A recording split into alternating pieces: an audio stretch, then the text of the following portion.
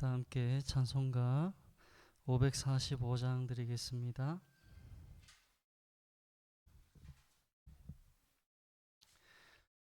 찬송가 545장 이 눈에 아무 증거 아니 배어도 545장입니다. 함께 드리겠습니다.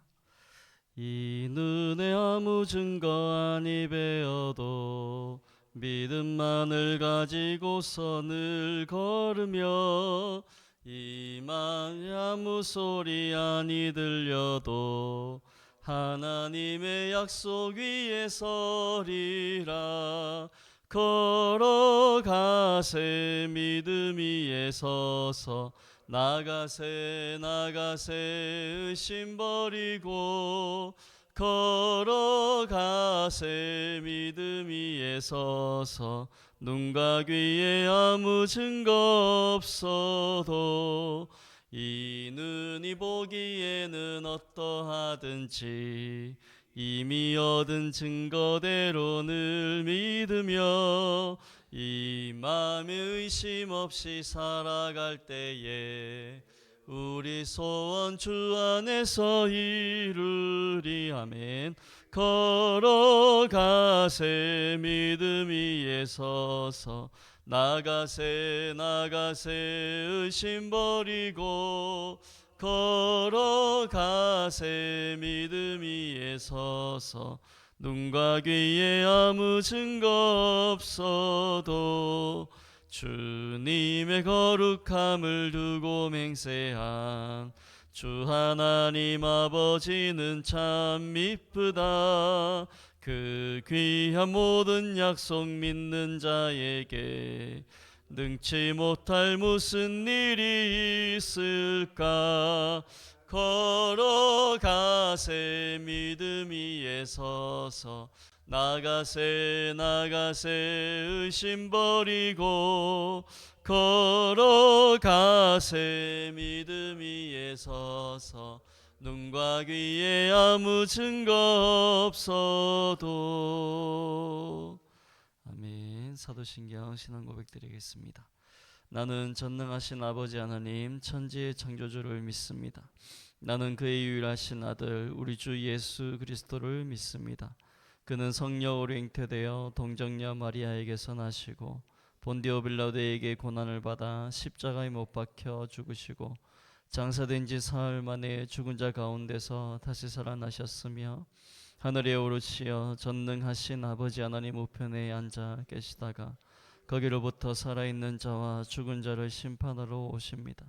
나는 성령을 믿으며 거룩한 공교회와 성도의 교제와 죄를 용서받는 것과 몸의 부활과 영생을 믿습니다. 아멘. 하나님 말씀 누가복음 21장 말씀입니다.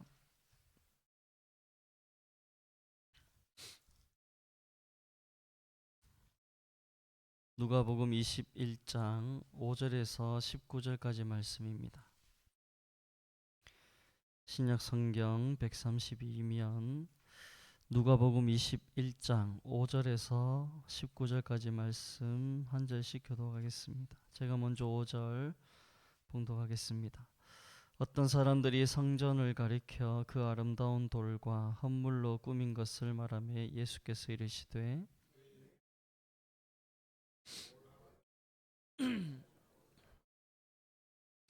그들이 물어 이르되 선생님이여 그러면 어느 때에 이런 일이 있겠사오며 이런 일이 일어나려 할 때에 무슨 징조가 있사오리까.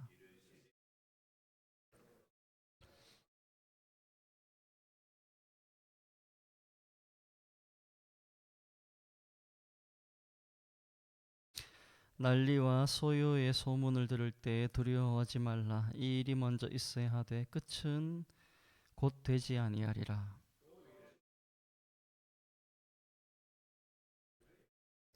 곳곳에 큰 지진과 기근과 전염병이 있겠고 또 무서운 일과 하늘로부터 큰 징조들이 있으리라.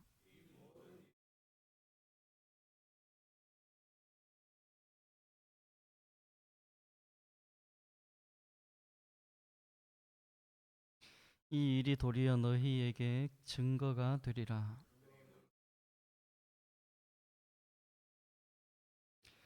내가 너희의 모든 대적에 능히 대항하거나 변박할 수 없는 구병과 지혜를 너희에게 주리라.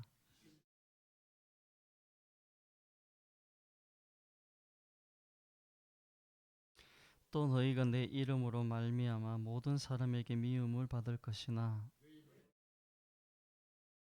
같이 읽겠습니다. 너희의 인내로 너희 영혼을 얻으리라. 아멘. 누가복음 21장 말씀은 고난주간 셋째 날 화요일에 사건들을 다루고 있는 말씀입니다. 4절까지 말씀은 성전을 배경으로 부자와 과부의 헌금에 대한 예수님의 비교에 대한 말씀이 나오고, 오늘 본문 5절에서 9절까지는 이 성전이 붕괴될 것을 예언하시는 말씀을 주시고, 마지막 17절까지는 환난과 큰 징조에 대한 종말에 대한 말씀을 주는 말씀과 함께 마지막 19절까지는 위로와 권면의 말씀을 주시는 것을 볼 수 있습니다. 궁극적으로 21장은 38절까지 이 마지막 대환란 그리고 세상의 종말에 관한 예언의 말씀을 주고 있습니다. 감난산 강화라는 말씀입니다. 먼저 오늘 5절에서 9절까지 말씀해 보시면 성전이 붕괴될 것을 예언하시는 부분의 말씀이 나옵니다. 당시 예루살렘 성전은 BC 19년부터 AD 63년까지 거의 한 80년 넘게 이 성전이 지어진 부분이 있습니다. 굉장히 화려한 성전이라 할 수 있습니다. 역사가 요세푸스에 의하면 기둥 하나, 그러니까 성전의 큰 기둥 하나가 높이가 거의 한 3층 높이 정도 되는, 그러니까 한 12m 정도 되고 폭이 6m, 그러니까 기둥 하나만 해도 세 사람 정도가 겨우 끌어안아야 되는 그 정도의 굉장히 화려한 대리석으로 지어진 성전이라 했습니다. 문제는 겉으로는 그렇게 화려한 성전이 안으로는 온갖 비리가 성해지고 있었고, 또 가정한 종교의 형식만 남아있던 성전이었습니다. 하나님의 진리가 제대로 선포되지 않았고, 하나님의 인재가 있는 그런 거룩한 장소로서의 기능을 상실한 그런 성전이었습니다. 이런 성전을 향해서 예수님은 그 성전이 파괴될 것을 예언하신 말씀입니다.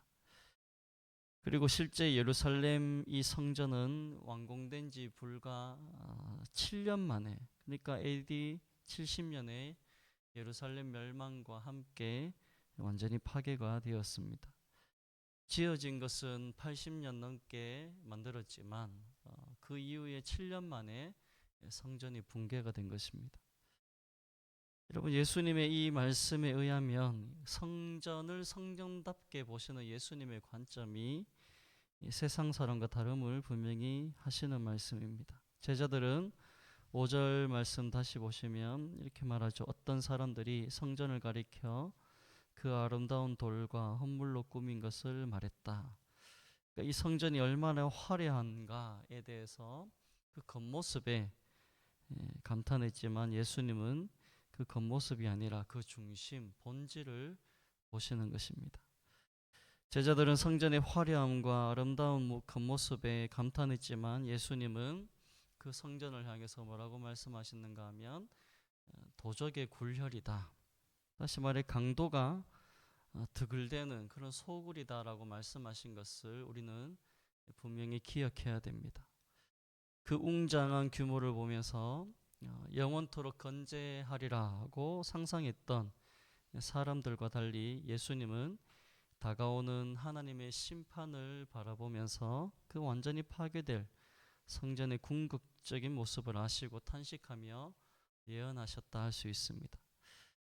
마태복음 23장에 보면 예수님께서 이 예루살렘 성전을 향해 이렇게 탄식하셨죠. 23장 37절에 예루살렘아 예루살렘아 선지자들을 죽이고 네게 파송된 자들을 돌로 치는 자여, 암탉이 그 새끼를 날개 아래에 모음같이 내가 네 자녀를 모으려 한 일이 몇 번이더냐. 그러나 너희가 원하지 아니하였도다. 보라, 너희 집이 황폐하여 버려진 바 되리라.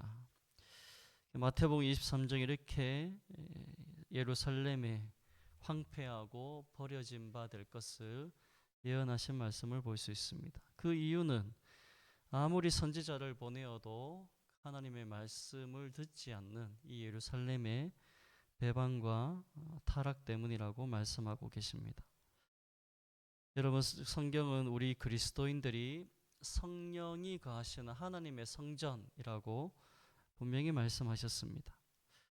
우리 속에 하나님의 성령이 거하시는 하나님의 전이다. 우리 몸이, 우리 육체가 그렇다는 말씀입니다. 중요한 건 그렇다면 우리의 속이 무엇으로 채워져 있는가 하는 것입니다. 고린도전서 3장에 보면 고린도 교회 성도들을 향해서 다음과 같이 말씀합니다. 고린도전서 3장 16절에 너희는 너희가 하나님의 성전인 것과 하나님의 성령이 너희 안에 계시는 것을 알지 못하느냐. 누구든지 하나님의 성전을 더럽히면 하나님이 그 사람을 멸하시리라. 하나님의 성전은 거룩하니 너희도 그러하니라. 하나님의 성전에 거룩한, 하나님께서 거룩하시듯이 우리 속사람이 거룩한가 하는 것을 묻고 있는 것입니다. 그러면서 고린도전서 3장 1절에 이렇게 말합니다. 형제들아, 내가 신령한 자들을 대함과 같이 너희에게 말할 수 없어서 육신에 속한 자 곧 그리스도 안에서 어린아이들을 대함과 같이 하노라. 내가 너희를 저주로 먹이고 밥으로 아니하였노니 이는 너희가 감당하지 못하였음이거니와 지금도 못하리라. 너희는 아직도 육신에 속한 자로다. 너희 가운데 시기와 분쟁이 있으니 어찌 육신에 속하여 사람을 따라 행함이 아니리요. 고린도 교회 성도들이 하나님의 성전에 그 육신에 가지고 하나님이 기뻐하시는 뜻을 이루지 못하고 아직도 젖먹이처럼 시기하고 분쟁이 있고 진리의 말씀을 제대로 실천하지 못하는 부분에 대해서 너희는 성전의 역할을 제대로 하지 못하고 있다라고 책망하시는 말씀이라 할 수 있습니다. 하나님의 성령이 우리 안에 거하신다면 우리는 성령의 열매를 맺는 삶을 살아야 할 것입니다. 우리는 성숙한 그리스도인으로 하나님이 기뻐하시는 뜻을 행하는 믿음의 장성한 분량에까지 이르러야 합니다. 그래도 아직 우리의 속사람이 어린아이의 수준, 젖먹이 수준의 신앙으로 머물러 있다면 오늘도 우리는 회개함으로 하나님 앞에 나아가야 할 것입니다. 이런 성전의 파괴됨에 대해서 예언을 하시자 제자들이 언제 그런 일이 있겠습니까? 라고 묻습니다. 그리고 그 징조가 무엇인지를 묻자 예수님은 8절부터 13절까지 쭉 설명을 하십니다.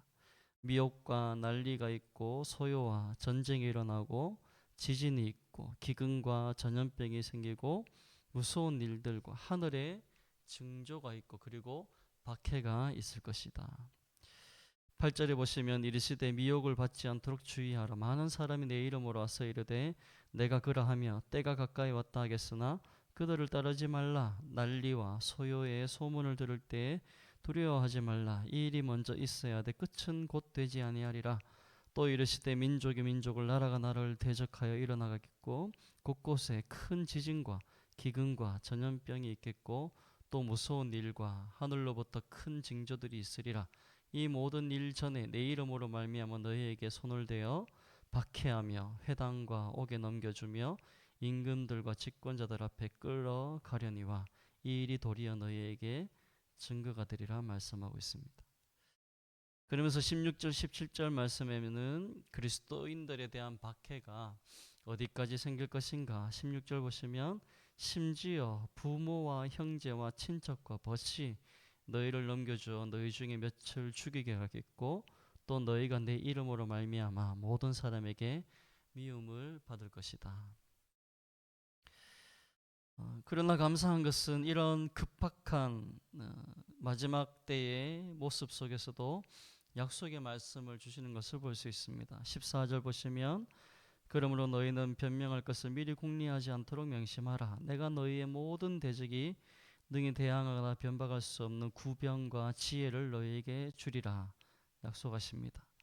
또 18절에 보시면 너희 머리털 하나도 상하지 아니하리라. 19절에 너희의 인내로 너희 영혼을 얻으리라.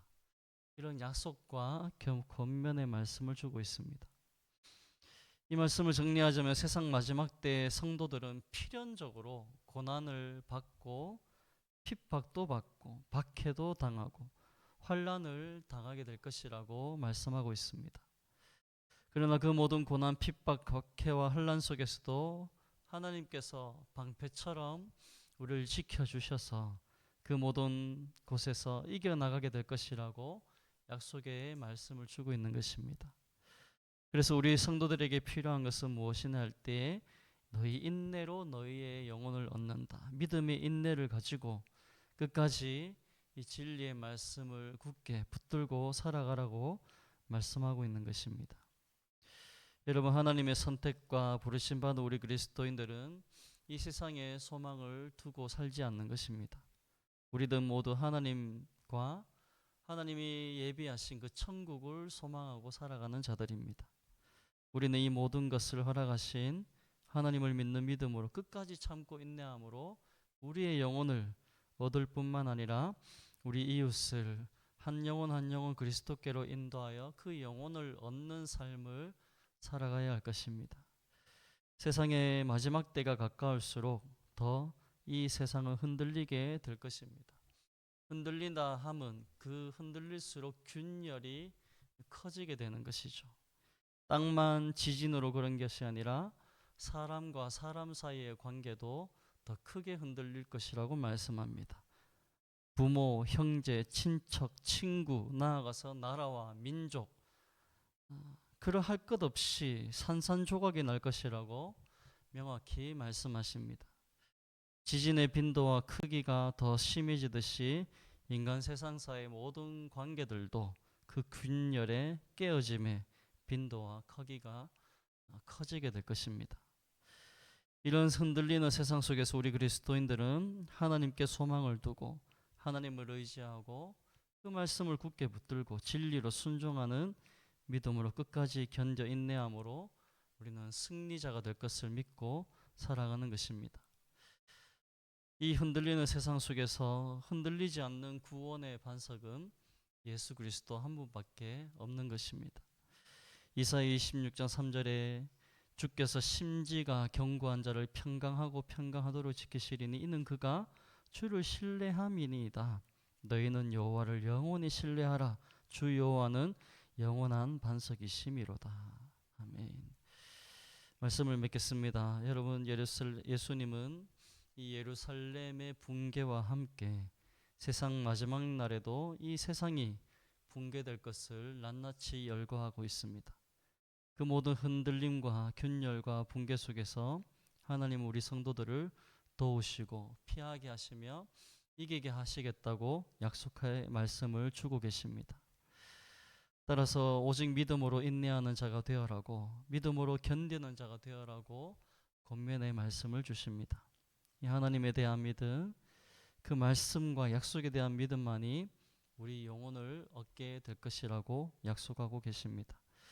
저와 여러분들이 이 말씀을 단단히 붙잡고 오늘도 우리에게 주신 날 호흡하는 동안에 인내함으로 주 다시 오실 때에 세상 모든 것이 무너지겠지만 우리는 반석 위에 선 믿음으로 굳건히 승리하는 자로 서는 말씀 되시길 예수님의 이름으로 축복합니다. 아멘. 기도하겠습니다.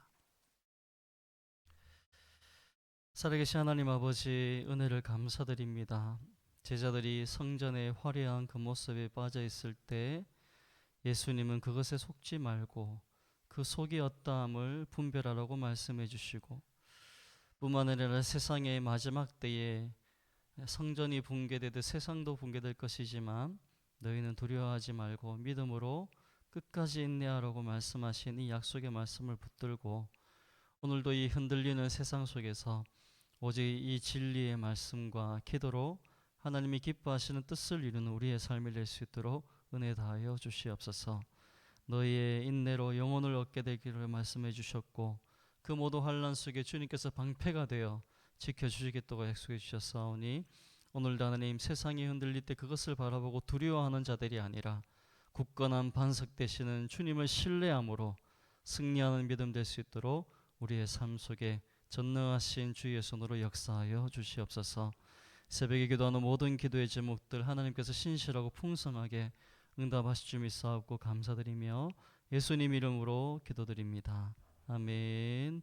하늘에 계신 우리 아버지, 아버지의 이름을 거룩하게 하시며 아버지의 나라가 오게 하시며 아버지의 뜻이 하늘에서와 같이 땅에서도 이루어지게 하소서. 오늘 우리에게 일용할 양식을 주시고 우리가 우리에게 잘못한 사람을 용서하여 준 것 같이 주 우리 죄를 용서하여 주시고 우리를 시험에 빠지지 않게 하시고 악에서 구하소서. 나라와 권능과 영광이 영원히 아버지의 것입니다. 아멘. 오늘 목요일입니다. 나라와 한국교회와 대구 성시회를 위해 기도해 주십시오. 대통령, 위정자들 모든 영역에 주님의 통치가 있을 수 있도록, 또 정치가 안정되고 경제가 성장할 수 있도록, 북한 김정은 독재 체제 정권이 무너지게 하시고 북한 교회 성도들의 믿음의 자유가 회복될 수 있도록, 우리 한국교회 제2의 부흥의 운동과 다음 세대 소망 있는 교회가 될 수 있도록, 또 하나님 이 하반기 상반기 전도 때에도 복음의 열매, 영혼 구원의 역사, 특별히 우리 교회가 날마다 구원 받는 숫자가 되어 주실 수 있도록 역사해 달라고 기도해 주시면 좋겠습니다. 함께 주여 한번 부르짖고 기도하겠습니다. 주여. 할렐루야. 살아계시고 역사하신 하나님 아버지, 은혜와 사랑을 감사드립니다. 하나님, 우리의 모든 기도에 신실하게 풍성하신 응답하시는 주 역사하심을 싸우니 도와주시고